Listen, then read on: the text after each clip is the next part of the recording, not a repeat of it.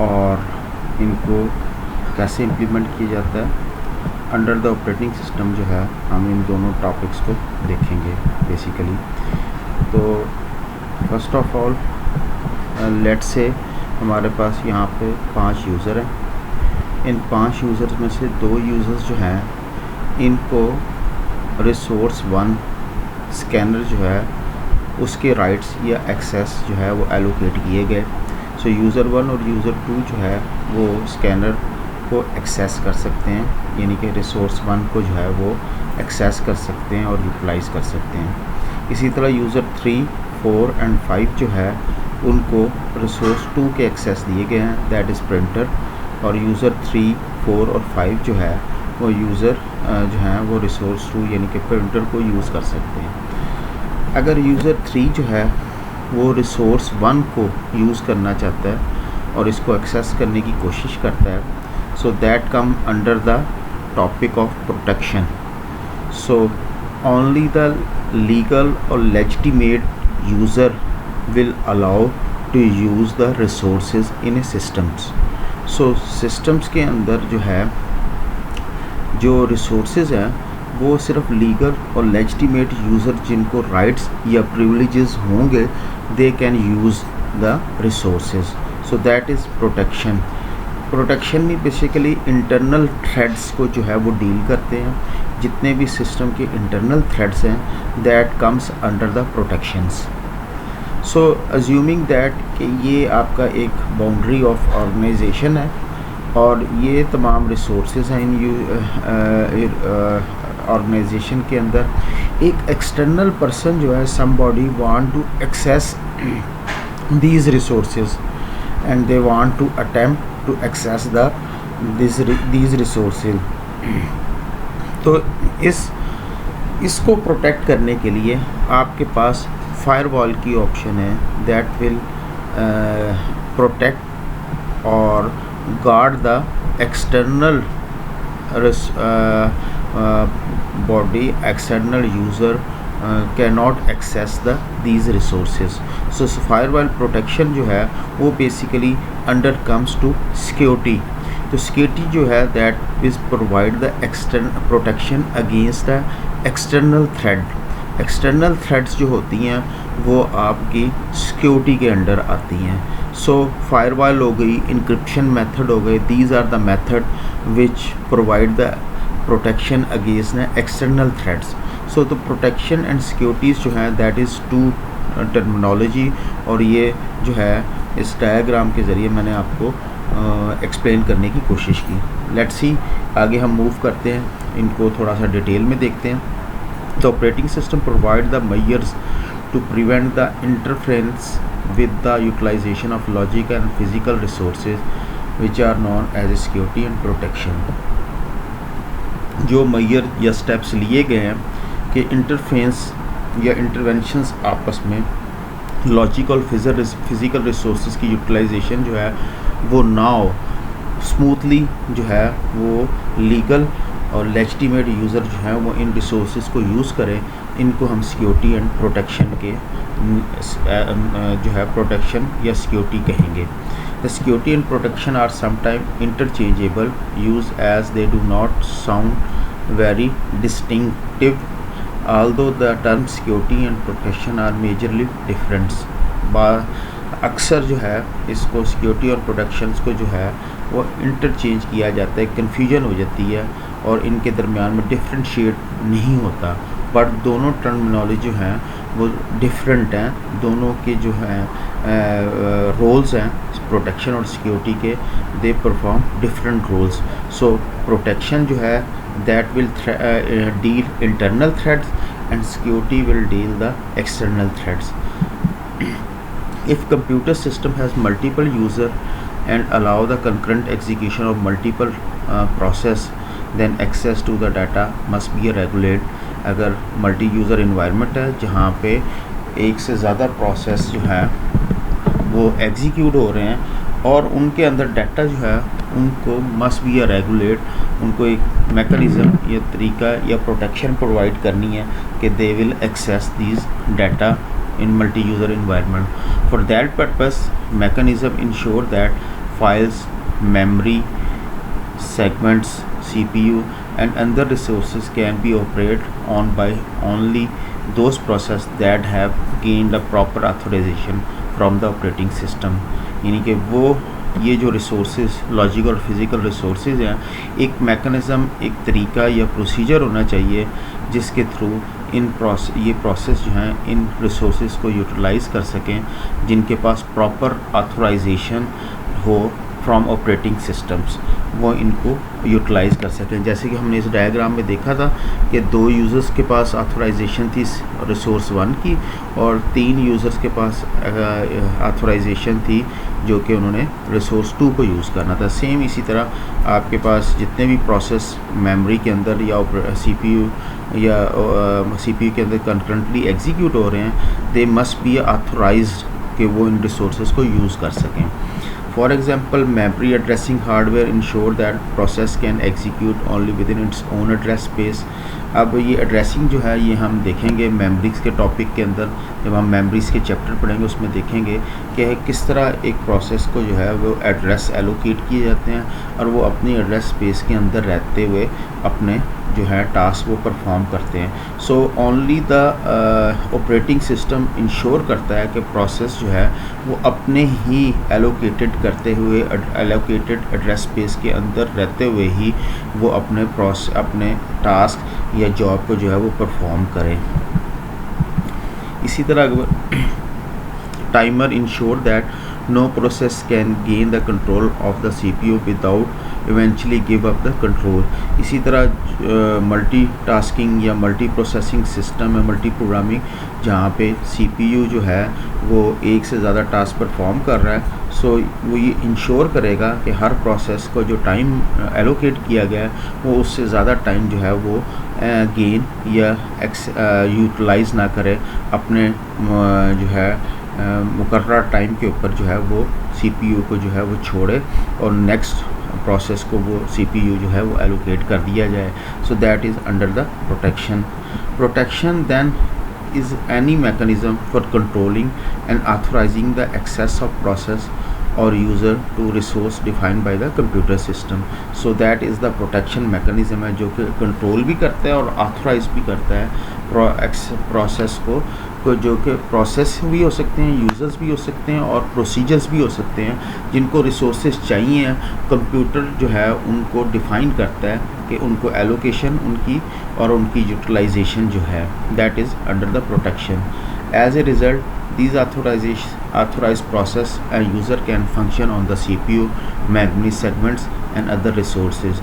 so ये जो authorization जो प्रोवाइड की गई है यूज़र्स को या प्रोसेस को, वो अपने फंक्शन जो है वो तमाम रिसोर्सेज जो उसको चाहिए वो उनको यूटिलाइज़ कर सके, only the authorized user and process। so protection can improve the reliability by detecting hidden error at the interface between component subsystems।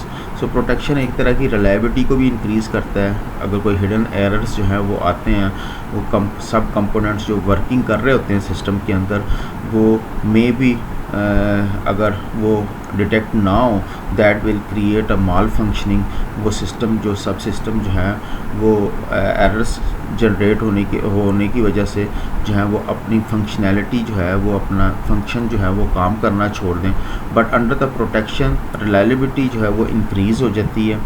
Further more an unprotected resources can not be defend against use और misuse by an unauthorised और incompetent user. अगर आपने protection implement नहीं की हुई तो resources जो हैं वो डिफेंड नहीं कर सकते कि रिसोर्सेज जो हैं वो मिसयूज़ ना हों। So a protection oriented system provide a mean to distinguish between या differentiate between authorised and unauthorised usage.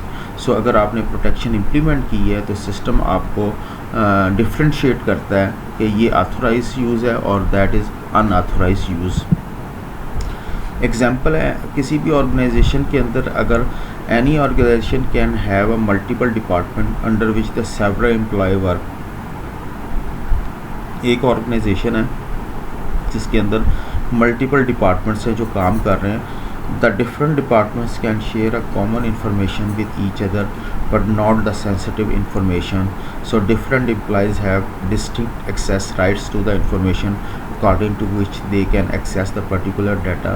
So ये तो एक ऑर्गेनाइजेशन की बात हो रही है। एक ऑर्गेनाइजेशन में मुख्तलिफ डिपार्टमेंट्स होते हैं और उन डिपार्टमेंट्स के अंदर जो कॉमन डाटा होता है they can be share to each and every employ, but कुछ इन्फॉर्मेशन ऐसी होती है that is secret confidential, so that data must be accessed by only the authorized person, cannot be accessed by everyone.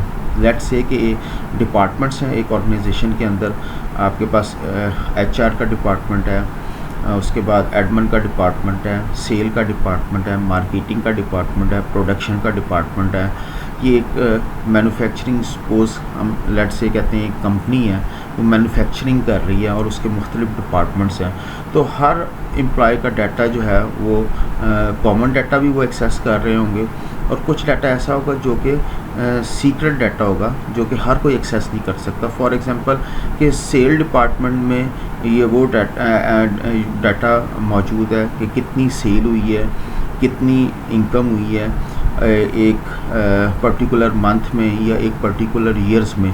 So that is the sensitive and जो है confidential data. तो ये data जो है ना एडमिन डिपार्टमेंट एक्सेस कर सकता है, ना HR डिपार्टमेंट एक्सेस कर सकता है। That data can be access by the only a sale department और मैनेजमेंट जो होगी, हायर मैनेजमेंट जिन्होंने डिसीजन लेनी होगी उनको शेयर होगा। सो that is the rights and privileges जो कि एक ऑर्गेनाइजेशन के अंदर आप इम्प्लीमेंट करेंगे कि ये डाटा जो है these employ can be access और these employ can not be access. A system can have a adequate production but still be prone to failure and allow inappropriate access. System पे आप जितनी भी प्रोडक्शन इम्प्लीमेंट कर लें तो chances of failure भी हैं और इनलीगल एक्सेस या अनऑथोराइज्ड एक्सेस जो है वो भी हो सकती है, स्टिल उसके चांसेस मौजूद हैं। Consider a user whose authentication information is stolen। अगर किसी इन यूज़र्स की जो है उसकी इंफॉर्मेशन, पासवर्ड, यूज़र नेम जो है वो थेफ्ट हो जाते हैं या वो इंफॉर्मेशन कोई और एक्सेस कर लेता है, उसकी इंफॉर्मेशन, यूज़र नेम और पासवर्ड जो है वो उसके पास चले जाते हैं। So her and his data could be copied or deleted even through file and memory protection are working। आपने इंटरनली थ्रेड्स तो इम्प्लीमेंट की हुई है प्रोटेक्शन के अगेंस्ट कि आपने फाइल्स और मेमोरी जो है वो अकॉर्डिंग टू प्रोटेक्शन वो सिस्टम इंटरनली इनको देख रहा है, बट लेकिन कॉपी डिलीट भी हो सकती है और इवन कॉपी भी हो सकती है। क्यों? क्योंकि उसका यूज़र है वो पासवर्ड जो है वो किसी और के पास चला गया और वो अनऑथोराइज यूज़र है और वो उसकी कॉपी या फाइल को डिलीट कर सकता है। It is the job of security to defend the system from external and internal attacks. तो नॉर्मली एक्सटर्नल अटैक्स जो होते हैं वो जॉब्स जो है वो सिक्योरिटी के अंडर आता है। सिक्योरिटी सिस्टम होता है ऑपरेटिंग सिस्टम के अंडर, वो उसको इम्प्लीमेंट करता है कि कोई अनऑथोराइज यूज़र जो है उसके डाटा को एक्सेस ना कर सके। So such attacks spread across a huge range and include virus and worms, denial of services attack, identity theft and theft of services. तो मुख्तलिफ़ किस्म के आपके सिस्टम्स के अंदर वायरसेस जो हैं और वॉर्म्स जो है, उसके बाद आइडेंटिटी थेफ्ट है, ये मुख्तलिफ़ टाइप्स की जो है वो अटैक्स हो सकते हैं। So there is a mechanism in operating system जो कि वो इनको प्रोटेक्ट करे इस तरह की अटैक से। तो prevention of some of these attack is consider an operating system of function. इन अटैक्स को इन अटैक्स के अगेंस्ट गार्ड जो प्रोवाइड करता है, सेफ्टी जो प्रोवाइड करता है, वो आपका ऑपरेटिंग सिस्टम की रिस्पॉन्सिबिलिटी है। Security provides a mechanism to guard the user program and data against the interface caused by the entity और person external to the system. So user के प्रोग्राम और उसके डाटा की जो प्रोटेक्शन है वो सिक्योरिटी के अंडर मैकेनिज़्म आता है। सिक्योरिटी जो है वो प्रोटेक्शन और गार्ड और सेफ्टी प्रोवाइड करता है कि एक्सटर्नली कोई पर्सन जो है वो इस सिस्टम का एक्सटर्नल पर्सन जो है वो इस सिस्टम के डाटा को या यूज़र के प्रोग्राम और डाटा को जो है वो एक्सेस ना कर सके। So that come under the security. Suppose एक ऑर्गेनाइजेशन है, data in a organisation data is accessed by the different employ but it can be accessed by a user which does not exist in that particular organization or a user working in another organization. It is a crucial task for an organization to provide some security mechanisms so that no external user can access the data of their organization. जी, अगर आप एक organisation के अंदर काम कर रहे हैं तो आपके पास जो एम्प्लॉयज़ हैं वो एक उनका एक मैकेनिज़्म होना चाहिए कि वो सिर्फ़ और सिर्फ अपना डाटा एक्सेस कर सकें। कोई बाहर से जो है बंदा जो है, जो कोई पर्सन है, वो उस डाटा को एक्सेस ना कर पाए। सो उसके लिए भी जो है वो सिक्योरिटी जो है वो आप प्रोवाइड करते हैं, यूज़र क्रिएट करते हैं, यूज़र पासवर्ड और यूज़र नेम वगैरह क्रिएट करते हैं ताकि यूज़र जो है वो जो यूज़र ऑर्गेनाइजेशन के अंदर है जिनके पास यूज़र नेम और पासवर्ड हो, they can use the system of the organization. Protection and security require the system to be able to differentiate among all its user. Protection और सिक्योरिटी ही आपको जो है वो डिफ्रेंशिएट करती है मुख्तलिफ यूज़र्स को। आप मुख्तलिफ यूज़र को आइडेंटिफाई करते हैं प्रोटेक्शन और सिक्योरिटी के इम्प्लीमेंटेशन के थ्रू। मोस्ट ऑपरेटिंग सिस्टम जो है maintain the list of user name and associate user identifiers, user IDs भी जिसे कहा जाता है। अक्सर ऑपरेटिंग सिस्टम जो है वो इनको इम्प्लीमेंट करते हैं। अब अगर हम विंडो की बात करें, in Windows this is a security ID, SID भी कहते हैं। These numerical IDs are unique, one person one per user. जब भी यूज़र्स जो है वो क्रिएट होता है और यूज़र लॉगिन होता है, एक आईडी उसके साथ न्यूमेरिकल जो डिजिट जो है वो उसको एलोकेट कर दिया जाता है या साइन कर दिया जाता है। और जब यूज़र लॉगिन होता है, when a user login to the system, the authentication stage determine the appropriate user ID for the user. वो देखता है कि ये जो यूज़र लॉगिन हो रहा है इसका आईडी जो है वो उसको चेक करता है ऑथेंटिकेशन स्टेज के ऊपर। The user ID is associate with all of the users process and threads. वो यूज़र जब लॉगिन होता है और वो जो जितने भी रिसोर्सेज यूज़ कर रहा है उसके प्रोसेस और थ्रेड्स जो हैं जो रन हो रहे होते हैं या एग्जीक्यूट हो रहे होते हैं, जो उस यूज़र से एसोसिएट होते हैं, उनके साथ वो आईडी जो है वो उसके साथ एसोसिएट कर दिया जाता है। When ID needs to be readable by the user, it is translated back to the user name by the user name list. वो जो लिस्ट वो जो मेंटेन कर रही है ऑपरेटिंग सिस्टम, जिसके अंदर उसका नाम और उसके साथ उसका आईडी जो उस लिस्ट में मौजूद होगा, जब भी उसको ट्रांसलेट करने की ज़रूरत पड़ती है तो वो उस आईडी के अगेंस्ट देखेगा कि ये कौन सा, इस यूज़र का नाम क्या है, देन वो रीडेबल फॉर्म के अंदर यूज़र को डिस्प्ले होगा। सो विंडो जो है वो न्यूमेरिकल आईडीज़ जो है वो यूज़ करता है हर यूज़र को आइडेंटिफाई करने के लिए, और that ID is a unique ID. इसी तरह प्रोसेस आईडी भी होते हैं जो कि हम आगे प्रोसेस में देखेंगे कि हर प्रोसेस जो एग्जीक्यूट होता है मेमोरी के अंदर उसको एक स्पेसिफिक आईडी एलोकेट किया जाता है और वो आईडी जो है वो आइडेंटिफाई करता है कि ये प्रोसेस जो है ये एग्जीक्यूट हो रहा है मेमोरी के अंदर, और उस प्रोसेस के साथ यूज़र आईडी भी होगा। सो वो हम देखेंगे जब प्रोसेस के चैप्टर को हम स्टडी करेंगे तो उसमें हम देखेंगे प्रोसेस के टॉपिक्स के अंदर के आईडी, प्रोसेस आईडी क्या होते हैं या थ्रेड आईडी क्या होते हैं। In some circumstances we wish to distinguish या differentiate among set of user rather than individual user. बाज़ दफ़ा अभी हमने यूज़र आईडी का कॉन्सेप्ट देखा था कि एक इंडिविजुअल यूज़र्स को आइडेंटिफाई करना हो तो यूज़र आईडी होता है। इसी तरह अगर आपने ग्रुप ऑफ यूज़र्स को आइडेंटिफाई करना हो तो उसके लिए ग्रुप्स की कॉन्सेप्ट होता है सिक्योरिटी और प्रोटेक्शन और सिक्योरिटी के अंदर।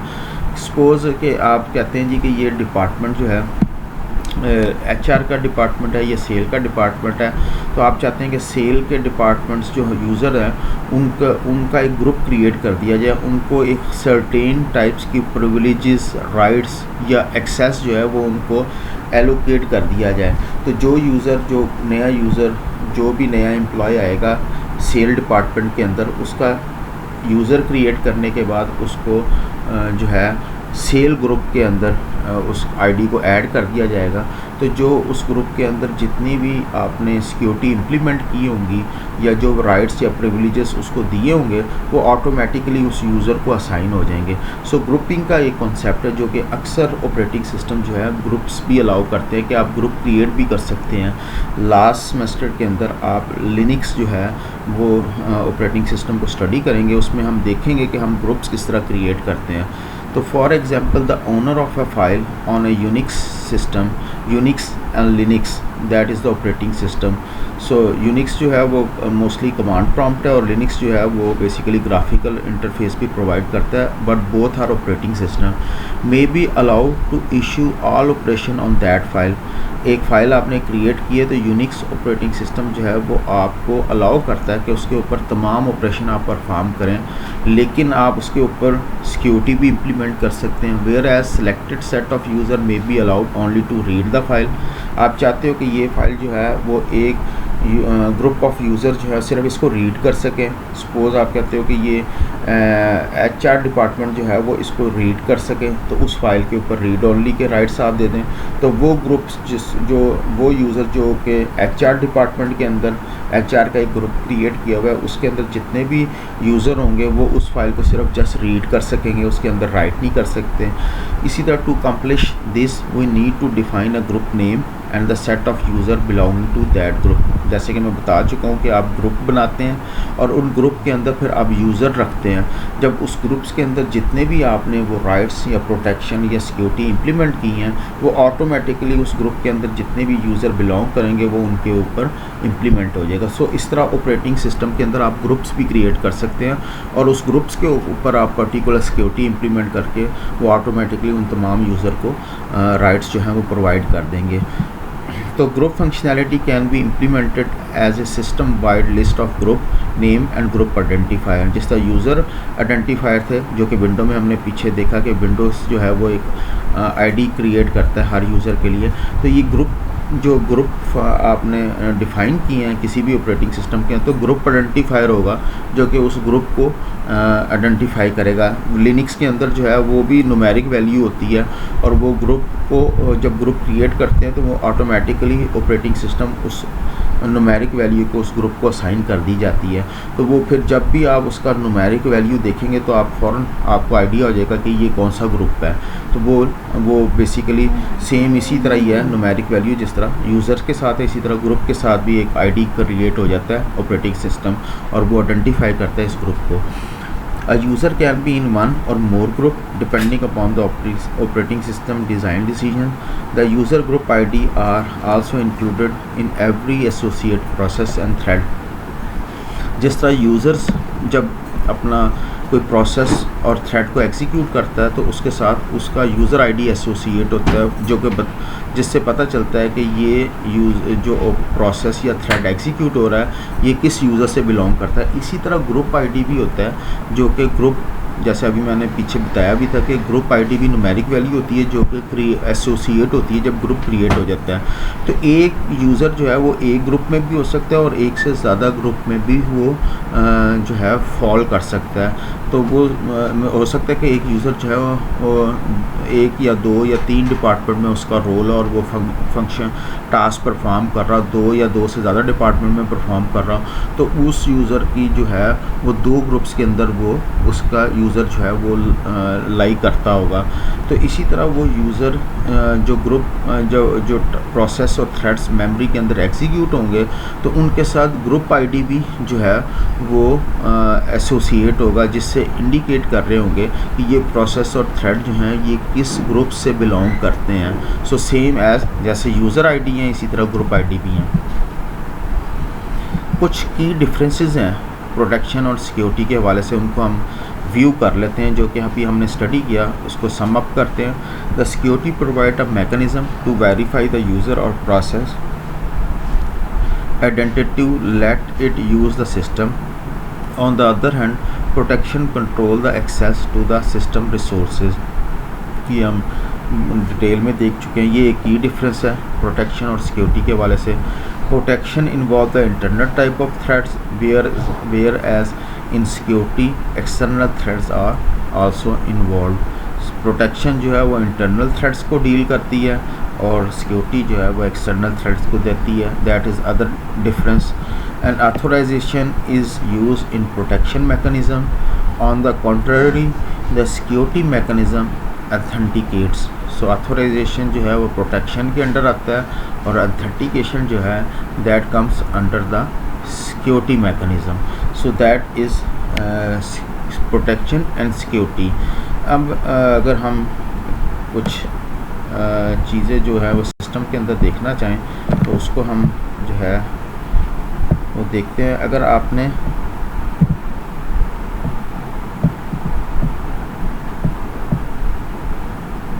ये हमारे पास, अगर आप इस पर राइट क्लिक करें तो आपके पास प्रॉपर्टीज़ का टैब, प्रॉपर्टीज़ के टैब के अंदर यहाँ पे सिक्योरिटी का टैब यूज़ होता है. ये सिक्योरिटी का टैब जो है वो आपको इंडिकेट कर रहा है कि यहाँ पे ये यूज़र्स हैं इस सिस्टम के ऊपर. जैसे कि यहाँ पे एक यूज़र जो है ये नेम के नाम का यूज़र है. तो इस यूज़र को इस ड्राइव या रिसोर्सेज के ऊपर कौन कौन सी जो है परमिशन दी गई हैं. Full control, modify, read, execute, list, folder security. तो that is the permissions that come under the security.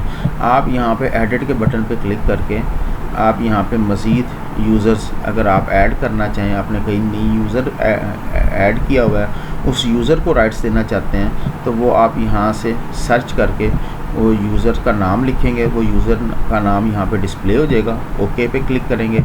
जैसे आप ओके करेंगे तो वो यूज़र का नाम यहाँ पे डिस्प्ले होगा और उसको जो भी आपने राइट्स देने हैं, आपने उसको रीड के राइट्स देने हैं सब जस्ट, या आप सिर्फ वो उसको मॉडिफाई के राइट्स देना चाहते हैं तो मॉडिफाई के दे दें. आप रीड और एग्जीक्यूट के देना चाहते हैं, सो व्हाट्सोएवर जो आप देना चाहते हैं वो आप चेक बॉक्सेस पे क्लिक करेंगे, वो राइट्स उस यूज़र को एलोकेट कर दिए जाएंगे. सो that is under the security mechanism है. इसी तरह अगर आपने किसी यूज़र को नया यूज़र क्रिएट करना हो तो आपके पास विंडो के अंदर कंट्रोल पैनल में आप अगर जाएंगे तो यूज़र अकाउंट्स की एक ऑप्शन डिस्प्ले हो होती है. दैट आप पहले कंट्रोल पैनल में जाएंगे विंडोज़ के अंदर और वहाँ पे यूज़र अकाउंट की ऑप्शन पे जैसे ही आप क्लिक करेंगे तो आपको ये विंडो जो है वो डिस्प्ले होगी. इस विंडो के अंदर वो आपको बताएगा कि आप यूज़र्स क्रिएट करना चाहते हैं या मैनेज करना चाहते हैं. सो मैं यहाँ पे मैनेज यूज़र्स जो है, मैनेज एंड अदर अकाउंट पे क्लिक करता हूँ तो यहाँ इस टाइम अभी मेरे पास 2 यूज़र क्रिएट हैं इस सिस्टम के अंदर. तो आप नया यूज़र क्रिएट करना है तो ऐड न्यू यूज़र करेंगे. तो जैसे ही आप ऐड न्यू यूज़र करेंगे वो आपको एक नया यूज़र जो है वो क्रिएट करने की ऑप्शन अलाउ कर देगा. आप एक नया यूज़र जो है वो क्रिएट कर सकते हैं. सपोज़ हम यहाँ पे नया यूज़र जब क्रिएट करेंगे उसका नाम भी यहाँ पे डिस्प्ले हो जाएगा. यहाँ पे आपको ये एडमिनिस्ट्रेटर की ऑप्शन नज़र आ रही है. तो ये बेसिकली अगर आप यूज़र क्रिएट करना चाहते हैं तो आप उसका रोल डिफ़ाइन कर दें. आप चाहते हैं उसको जो है एडमिनिस्ट्रेटर यूज़र बनाना है. एडमिनिस्ट्रेटर यूज़र के पास सारे राइट्स होते हैं, वो इस सिस्टम के अंदर सॉफ्टवेयर भी इंस्टॉल कर सकते हैं और भी फंक्शनैलिटी परफॉर्म कर सकते हैं. और अगर आपने नॉर्मल यूज़र क्रिएट किया तो वो यूज़र जब लॉगिन होगा तो वो यूज़र जो है वो तमाम टास्क नहीं परफॉर्म कर सकेगा जो कि एक एडमिनिस्ट्रेटर परफॉर्म कर सकता है. सो that is an other mechanism जो वहाँ पे आप यूज़र क्रिएट कर सकते हैं और लीगल लेजिटिमेट यूज़र जो कि आपके सिर्फ सिस्टम को एक्सेस कर सकें. सो that is also under the security point of view से अगर आप